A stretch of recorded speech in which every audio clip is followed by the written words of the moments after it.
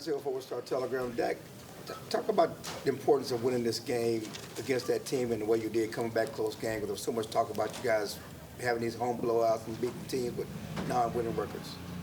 Yeah, we talked about the records earlier in the weekend, right? Can't pick how it's been matched up, but obviously know the stretch that we have coming ahead of us, and this was a big one to get, as you said. The first, I guess, the first one with the winning record, but more importantly, in the fashion that we did in a tough game, back and forth, down at halftime, down in the fourth quarter, and the guys and the team really just making plays when plays were needed and playing ultimate complementary football.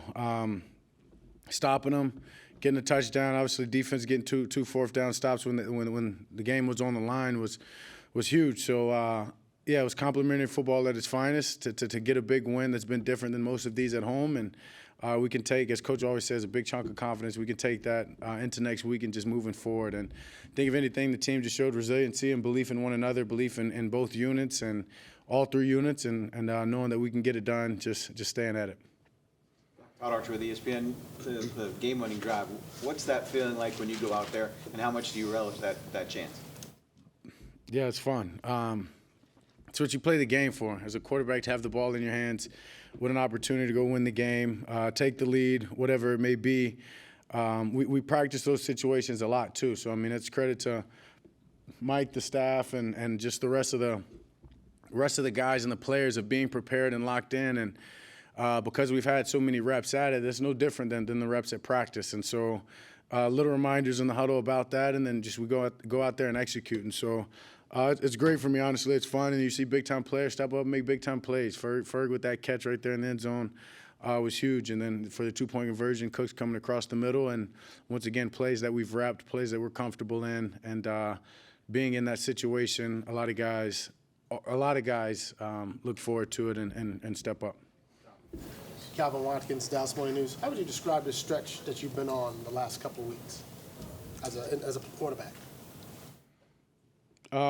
My expectations, honestly. I put a lot into this game. I prepared my ass off. Got amazing coaches and players around me right now doing the exact same. So I just really think that's the expectations that I have for myself, the standard that we've created as an offense, and how we're comfortable in playing this game. So numbers are numbers. They're always going to kind of be that way, but in the sense of getting to the right play, making the right reads, trusting the ball, letting the ball go in the windows to the receivers that I am. That's really what I look at. And so at the end of the day, it's about the preparation and the work that I've really put into this thing. That's just coming fruition, I guess. Was it tough to get here, considering the offense changed a little bit and you had a new play caller and those kinds of things? There was challenges in it. I don't want to say necessarily it was tough. But at the end of the day, it's about just believing and committing to it, and that's what I did. And not only just committing to Mike calling the plays, but the changes that were asked in the way that I play the game, my footwork, whatever it may be. And then most importantly, the guys around me really committed to it. And that's the receivers, and that's them getting to their breaking points, getting to their depths, winning at the top of their routes, consistently knowing and understanding where I expect them to be. That's the reason that I'm playing this way, is because the guys around me. Simple as that. They're busting their tails, offensive lines blocking, making sure that they're giving me an opportunity within the 2.3, and then if I scramble, keeping a body on somebody, and the receivers are getting open downfield, and and then there's clear communication across the board. So it's about the other 10 guys and really the support that we all have when we're on the field with the coaches and the rest of the young guys. Dak Edwarder, ESPN. Can you explain in some kind of detail about the benefit of what you just did in terms of this? You came in, you hadn't been behind in a game at home all year long, and then it's back and forth the whole way, and you win it late in the fourth quarter. Just the value of that experience. Yeah, it's a lot of confidence, as I alluded to earlier, and just showing resiliency, not getting down on ourselves. Obviously, you love to just be up and roll like as we've been rolling at teams here at home, and then even last week, I guess, right? It was close and closer than close for majority of the game, and then boom, we blew it open, right? And so understanding that wasn't going to happen in this game, late in the game, that we've got to make plays. We've got to make plays to give ourselves a chance to win. But guys kept saying it on the sideline. Expect to win. Expect to win. And when you do that, you have those expectations. You're going to find a way to win. Simple as that. And coaches did a great job of relaying that message. Players believed it. Players did a good job of saying that message over and over. And we went and found a way to win. And that's my point of the units believing in the other unit going to get the job done and doing what was needed to make sure that we win this game. So it was huge. Sajis with The Athletic. Dak, all year you've kind of, backed Jake Ferguson and through his growing pains, everything. For you as a quarterback, how gratifying is it to see where he's kind of taken his game at this point? Yeah, he's a baller. He's a baller. His mentality, first and foremost, is why he is the guy that he is and having the success that he has is he expects. When I talk about expectations, he expects to do what he did in tonight's game, and he's no different than me. I'm guaranteed he can pull 2 or 3 plays up and that says he wants to get better at that. So a guy that's not satisfied, loves the game of football, and just as important, loves his teammates, loves who he's doing it with. And so he puts a lot into this game, and we expect a lot out of him. And he's taking all responsibility of that, and he's just going out there each and every week, continue to get better. And that's why I've had his back and continue to preach on his bright future is because I see what he does week in and week out. I know the mentality that he takes. He's a little crazy, but you have to be that way playing his position, and he's a big-time guy for us. That ball you threw to CD that was dropped in the end zone, is that a sign of just the confidence that you have to throw that ball, the confidence in CD? I mean, or both? I mean, how? Which one? They won in triple coverage late. The one that was dropped in the end Oh, zone. yeah. Is that I mean, just it is. the confidence that you It have? is 100% the sign of the confidence. And I guess, talking about communication, I probably could let him know going into that, hey, if there's a window, you know what I mean, expect it. But talking about guys wanting plays back, I guarantee he wants that back, whether I communicated that or not.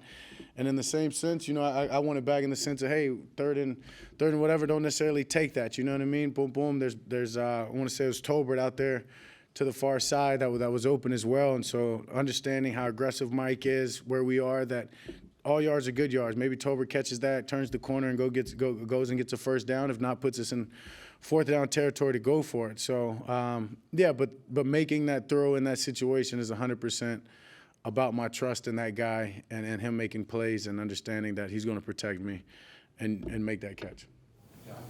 John Machado, The Athletic. So Micah told us that after you guys scored the touchdown and got the 2-point conversion and went up the last few minutes, that you had some choice words for the defense, maybe some profanity, that kind of fired them up. What do you remember from that, and what did you think of how the defense responded there for you guys late? Yeah. Yes, I don't even know what I said. Probably just go win the effing game. Yeah, and they did. And they did. That's a group that I go against each and every week. And when we talk about being in those situations and practicing those situations, it's the ones versus the ones. And so that's the iron sharpens iron. That's the deal, is that they've beat us numerous of times. We've got them sometimes. And so it's like, I know how good y'all are. Flip the switch, lock your focus in, and go get it done. Micah, go make a play. J. Lou, J.K., Gilly, Bland, whoever, go make the play. Don't wait around. Go make the play. I've seen you do it over and over again. So, I'm sure. As I said, that may be what I've said in the words, but I expected that. I really did, and I said that in the sense of I trust y'all. You know what I mean? We went and did our job. Now it's your turn to return the favor, and we'll end this thing in some nils. And that's exactly what they did. And proud of that group. I mean, that's iron sharpens iron, and we are who we are because of the way that they practice and the way that they compete against us every opportunity that we get in practice. Nick Harris, DallasCowboys.com. When CD is playing like this, how does it allow you to play like you've been playing? How does it allow this offense to play like it's been playing? Yeah, he's a stud. I mean, we've talked about it, getting him touches. And, I mean, you see right there in the end of the game, you get it to him on an around, and the guy almost goes and scores and seals the game right there. He's a big-time playmaker, and he expects that out of himself. And so we obviously all expect that. And so when he's playing as highest level, obviously I just talked about my confidence in him, throwing it in triple coverage and putting it in some dangerous windows. But I know the type of player that he is. I have high expectations for him, and the standard that we've created in this offense is for him to make these plays and him to be a big-time guy. And you know what's great about CD is not only does he expect to make those catches, he wants to make that dirty block that allows the running back to get around the edge. And so selfless player, that is a big-time player, and the more that he can continue to play like that and other guys, learn from that and see that and do the exact same, this group will be special. Garrett Podell, CBS Sports. Dak, Aaron Rodgers earlier this week said you're truly playing the quarterback position with your protections and just how locked in you are on all facets of the offense. Is this the best stretch of your career, and what's that like to hear Aaron, comparing a stretch you're having to when he was in the zone with the Packers and Mike McCarthy? Yeah, obviously having similarities, understanding the system, understanding plays, and the coaching because he was with Mike. It's awesome. It really is. That's a guy that you talk about most talented or greatest player to play this position.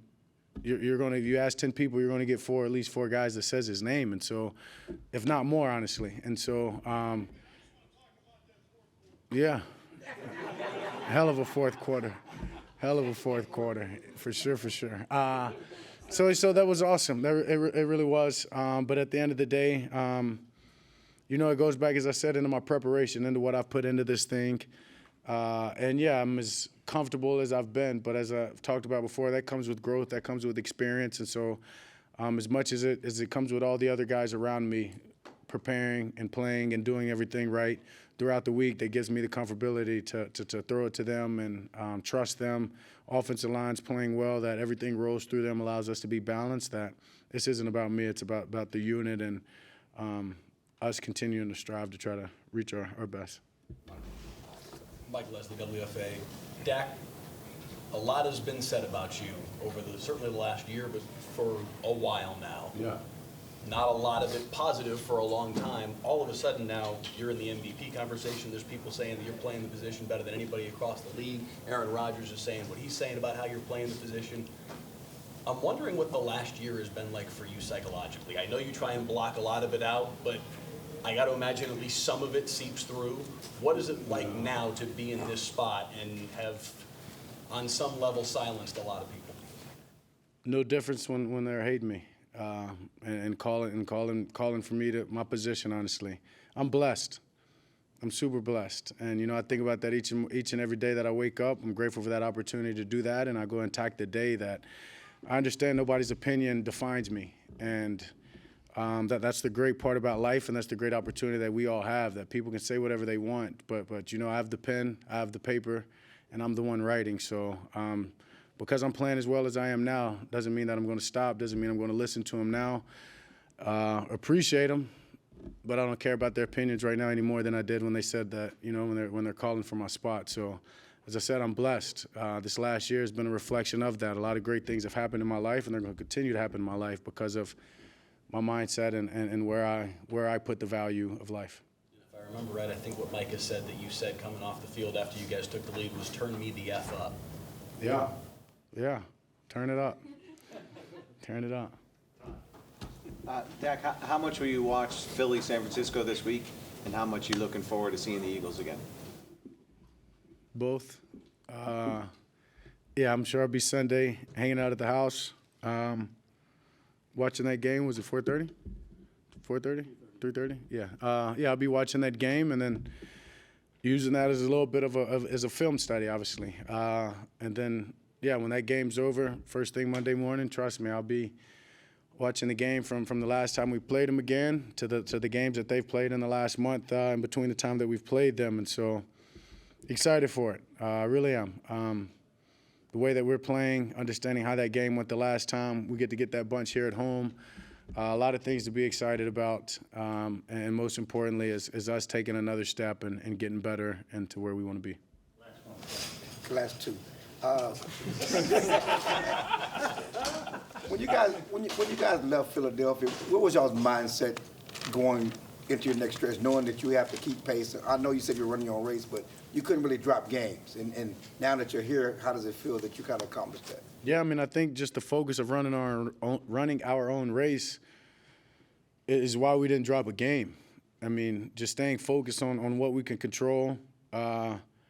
We'd be, right, you trying to put your emotions in the games that those guys have played, hoping that they win or hoping that they lose. Right, they pulled off some close ones. That's not for us to focus on. That's not for us to get overwhelmed about. we've got a lot going on, and that's what's so great about this win right here is in a close manner to be able to pull it out against a good team. Yeah, we have to stay focused to running our race and understanding that we're going to get these guys again. And I think I've told y'all that last time. It's probably going to be the last time that we get them this season. So at the end of the day, you know, it's about continuing to strive and continuing to get better. And we know getting this thing next week here and continuing this home win streak is more important as anything. But that doesn't mean that we're not going to see them again, whether it's here, whether it's there. It really doesn't matter. It's two great teams, division rivals, and to get to where we both want to go, probably have to see one another. And finally, how tough it is to play 3 games in 12 days about the team's body, and now you get and how important is this next 10 days before the Eagles game for you guys?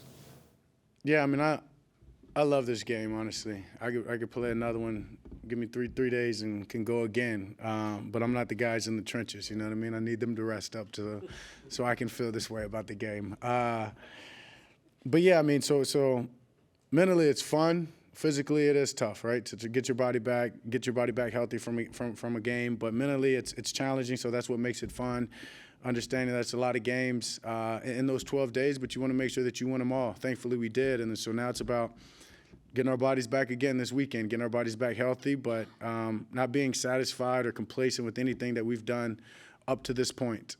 We've got a hell of a stretch in front of us, and we're going to take it one game at a time, and that means Philly here at home. And so, yeah, enjoy ourselves this weekend for sure. I hope everybody does and safe about it. But when we come in Monday, understand that we're back on Philly, and this is where the real football begins.